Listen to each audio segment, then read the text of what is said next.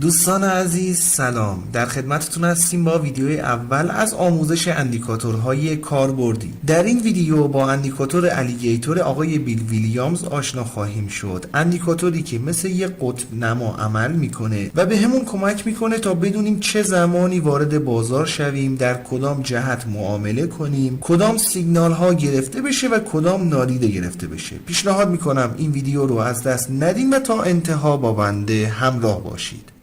اندیکاتور الیگیتور یا به صورت ترجمه شده اندیکاتور تمساح یکی از چندین اندیکاتوری هست که توسط آقای بیل ویلیامز معرفی شده. این اندیکاتور در اصل ترکیبی از خطوط تعادل بر پایه هندسه فراکتال و پویایی های غیر خطی هست. هدف اصلی این اندیکاتور تشخیص آغاز روندهای واقعی و اجتناب از بازارهای رنج هست، یعنی دقیقاً همون شرایطی که بیشتر معامله‌گران به دنبالش میگردن.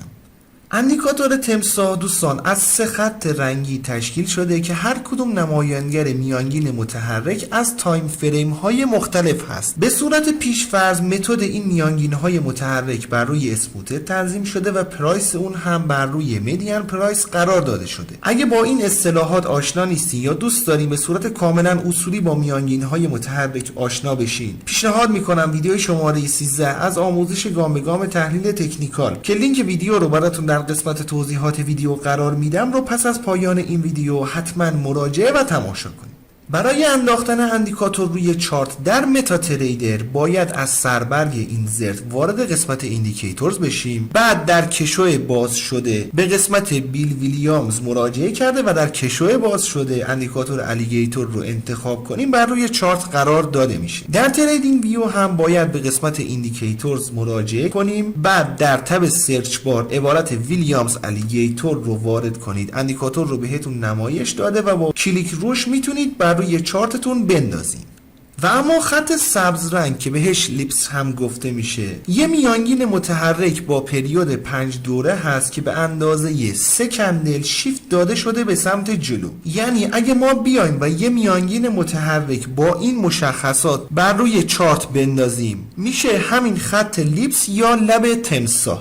خط دوم که به رنگ قرمز نمایش داده میشه بهش تیتس یا دندان تمساح گفته میشه که یه میانگین متحرک با پریود 8 دوره هست که به اندازه 5 کندل شیفت داده شده به سمت جلو. در نهایت خط سوم که با رنگ آبی نمایش داده میشه بهش خط جاز یا فک تمساح گفته میشه که یه میانگین متحرک با پریود 13 دوره هست که به اندازه 8 کندل شیفت داده شده به سمت جلو. دوستان نیازی نیست که تمامی این اطلاعات و جزئیات دقیق رو حفظ باشین، این توضیحات فقط جهت آشنایی با نحوه محاسبات اندیکاتور بیان شده. به هر حال اگه یادتون باشه عرض شد خدمتتون که این خطوط بیانگر میانگین های متحرک از تایم فریم های مختلف هست. خط آبی بهش خط تعادل در تایم فریم اصلی گفته میشه، خط قرمز خط تعادل در یک تایم فریم پایینتر و در نهایت خط سبز رنگ بهش خط تعادل در 2 تایم فریم پایینتر گفته میشه. یعنی با این فرض باید کار رو جلو ببریم که ما در واقع خطوط تعادل در 3 تایم فریم رو به صورت لحظه‌ای بر روی چارت داریم مشاهده می‌کنیم و در ادامه با این فرضیه بهتر میتونیم با اجزای اندیکاتور ارتباط برقرار کنیم.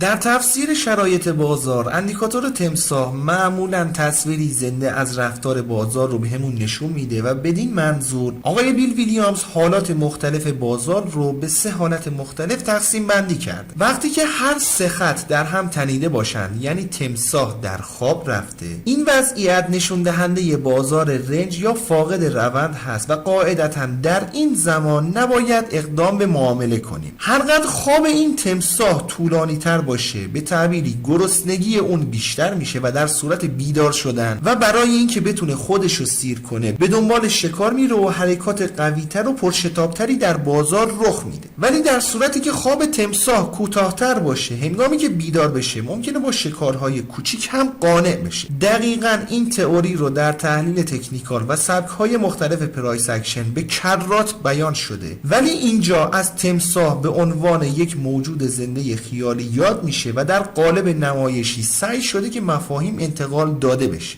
فاز بعدی هنگامی که تمساح از خواب بیدار میشه هست و بهش فاز بیداری گفته میشه. در واقع تمساح احساس گرسنگی میکنه و دهانش رو باز کرده و شروع به تعقیب روند میکنه. این فاز زمانی هست که خطوط از همدیگه فاصله میگیرن و در یک جهت شروع به حرکت میکنن. حالا به تعبیر بازار گاوی یا خرسی، اگه به دنبال گوشت گاو باشه به سمت بالا حرکت کرده و روند صعودی آغاز میشه. اگه به دنبال شکار خرس باشه به سمت پایین حرکت کرده و روند نزولی آغاز میشه. اینجا جایی هست که باید آماده بشیم برای ورود به معامله.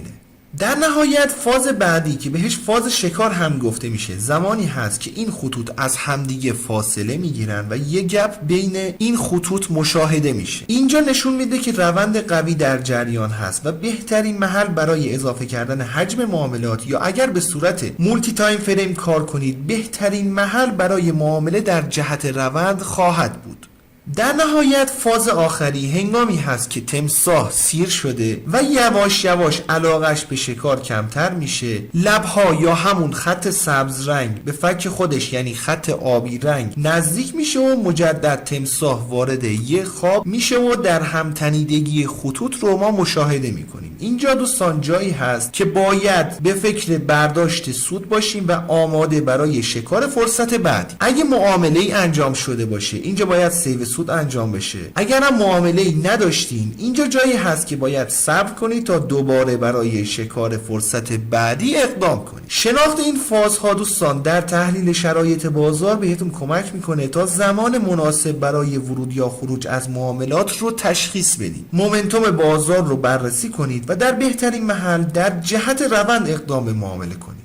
تا این جای کار دوستان مطالبی که مطرح شد بیشتر حالت تحلیلی رو داشته، ولی سبک‌ها و استراتژی هایی هم با این اندیکاتور مطرح شده که میتونه بهتون کمک کنه. ابتدا اجازه بدیم متداول ترین استراتژی ها رو بیان کنیم، بعدش میریم سراغ دیدگاه هایی که آقای بیل ویلیامز داشته که به نظرم خیلی منطقی تر از مواردی هست که توسط مابقی عزیزان مطرح شده. اولین موردی که مطرح شده کراس خط سبز رنگ با خط آبی هست که به عنوان سیگنال خرید و فروش مطرح شده.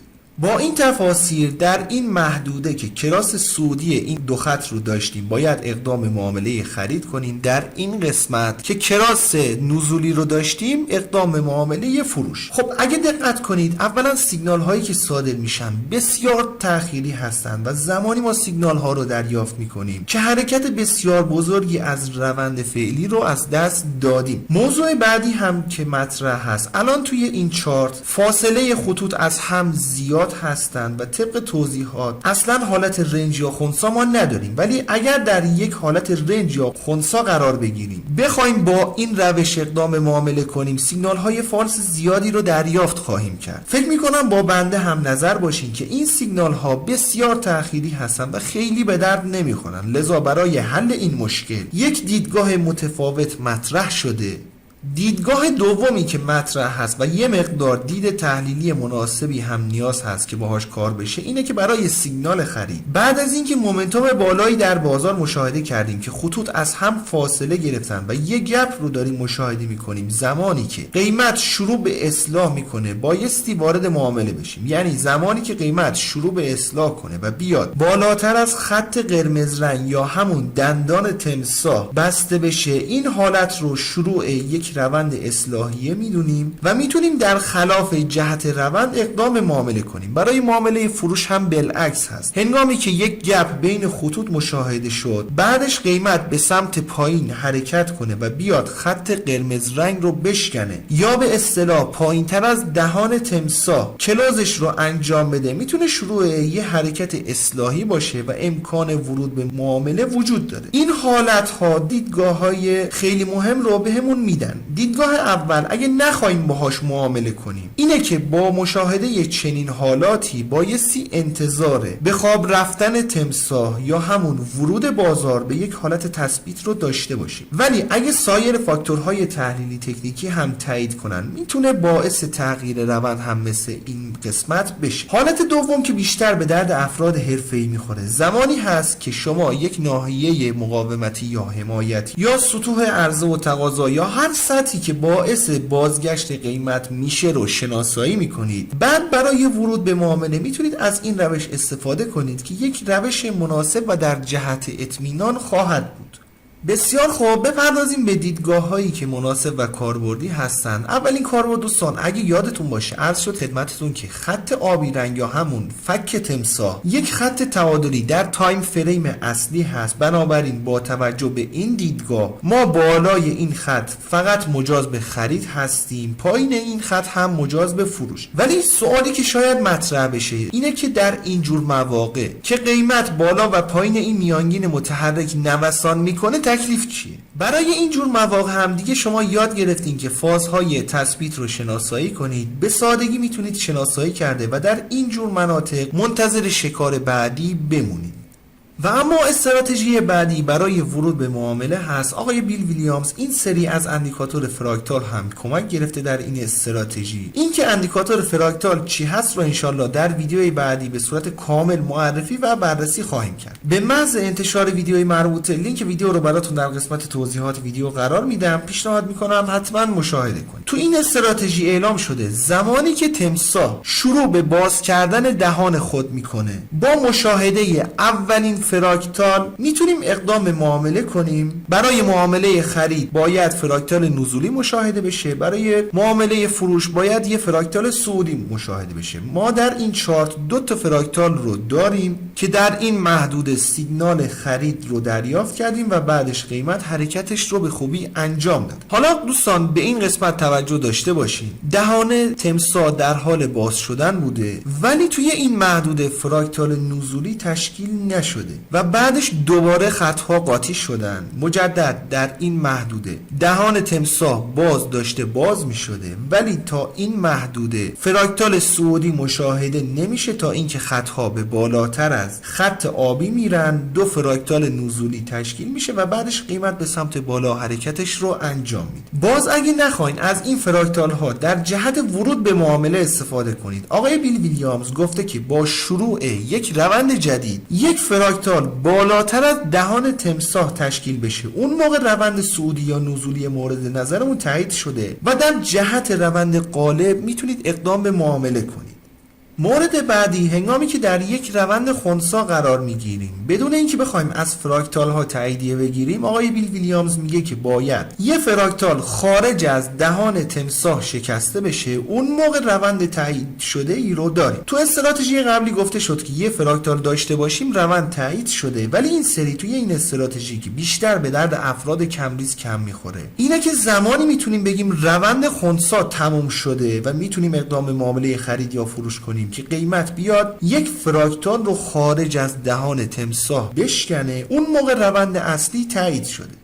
البته این حالت هم خودش میتونه یه استراتژی معاملاتی خیلی قوی باشه که دائما در چارت رخ میده. به هر حال با این قوانین ما داریم یه ناحیه رنج رو شناسایی میکنیم، با شکست ناحیه رنج و پول بک بهش میتونیم اقدام به معامله کنیم که این سبک یکی از سبک های پرایس اکشن هست و زیاد روش مانور داده میشه، البته با چارت خالی. ولی با اندیکاتور الیگیتور ما این حالت رو به صورت مکانیکی و اصولی شکار میکنیم. سعی کردم اکثر قابلیت ها رو در این ویدیو بیان کنم. قطعا قابلیت های این اندیکاتور بسیار بالاتر از مواردی هست که مطرح شده. ما کلیات رو بیان کردیم با کمی تغییرات جزئی و ترکیب با سایر سبک های تحلیلی تکنیکی. قطعا میتونید بهترین نتایج رو با این اندیکاتور کسب کنید. انشالله که براتون مفید باشه. رو قله میبینم دوست من.